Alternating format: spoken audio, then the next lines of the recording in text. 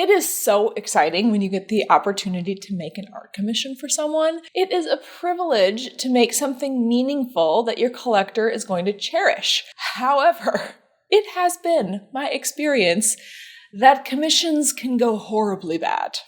I have literally had this conversation.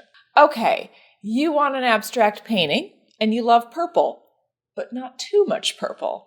Not like a super, super purpley purple, just a mellow purple.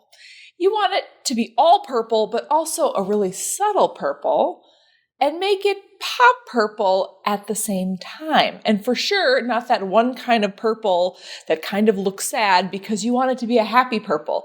You just want me to really spiritually connect with the purple. Does that sound familiar? Sometimes things can get kind of nuts with commissions. So today I want to talk about different types of commissions you might get offered and how to work with your clients to create the best possible experience for the both of you. Welcome to the Josie Show, where it's artist to artist chat, all about the business of art. Over here, I strongly believe that artists should get paid, and I want to help you to create a thriving business, bringing your beautiful work out into the world. By the way, if you should want the cheat sheet with all the considerations you should have in mind when embarking on a commission, I've got one for you. You can literally cut and paste the questions into your contract or email discussions with the client, and I promise it will be so helpful for you and for your customer. It's 100% free, so sign up for it and download it. There are two main types of commissions I want to discuss. One type of commission is when your artistic expertise is very specific in a medium and style. Let's say you're a mosaic artist that creates landscapes. You might be commissioned to make a landscape mosaic based on your previous work. It might even be a copy of your previous work. The other type is a commission where, let's just say your aunt wants a painting of her dog, probably with a purple background.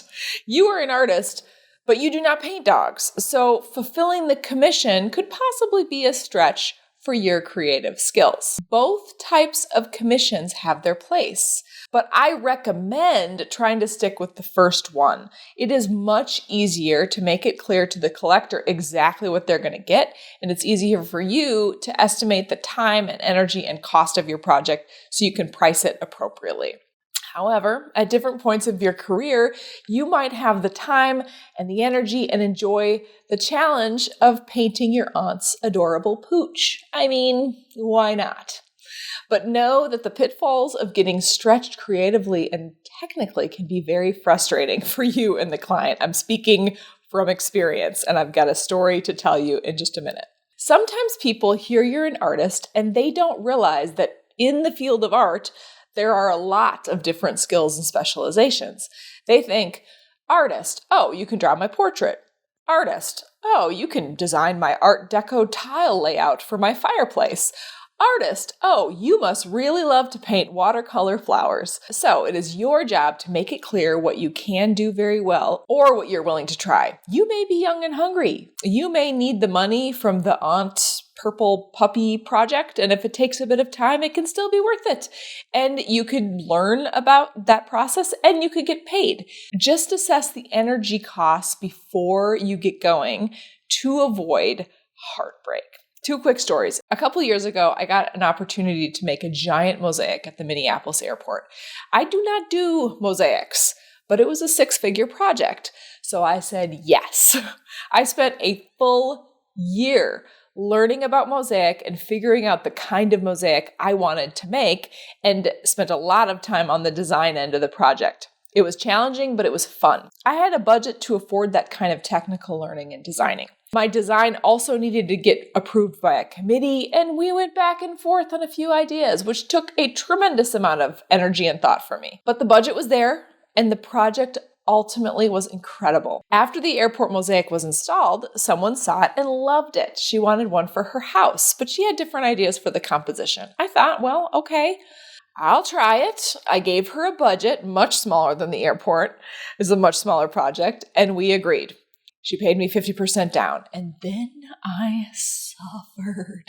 I simply did not have the technical skills or time or budget to do what she wanted. She was the nicest lady, by the way. This debacle was 100% my fault for not accurately assessing my abilities. I sent her a progress shot midway, and frankly, both of us hated it a lot. I had a ton of sunk hours and expensive materials into the project.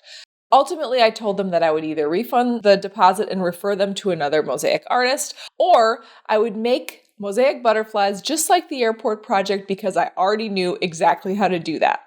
They went with the butterflies, and the project looks amazing. But boy, did I learn a lot about setting the expectation and boundaries around a project. Ultimately, at this point in my art career, I rarely do commissions.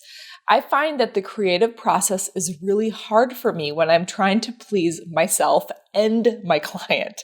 It's kind of hard to get into someone else's head, and I end up having, anxiety when I'm trying to shape my art to suit them. My personal policy now is that when I do agree to a commission, it has to hit a certain price threshold, and it has to be based on my previous and recent work. I used to do realistic oil paintings, but I'm not set up or even wired to do that anymore. So if somebody wanted me to make one of those, I would just not even know what to do. But I can make a lovely dragon petal abstraction painting this afternoon if you want one. I like to give the client one or two choices. For me, it's usually around color. I'll say, oh, you like this painting from my website? Great. I can make one very similar. Are there colors you'd like me to emphasize? Do you prefer 18 by 24 or 20 by 20? Here is the price. Here are my terms. Done and done. Hopefully this episode has helped clarify the process of creating a successful commission and satisfying your client and satisfying yourself. Some artists, by the way, have entire careers around painting commissions. For instance, custom pet portraits are hot. BT dubs. Anyway, don't forget to download my amazing cheat sheet on commission considerations. What are your experiences with art commissions? Do you do them? Do you like them? Do you want to do more or less? Thanks so much for watching, and as always, it's a pleasure to spend time with you. Thanks for being awesome. I appreciate you. Till next time. Cat, no. Cat, stop. I know you do you hate me? Don't you love me? Okay, stop being a rascal. All right.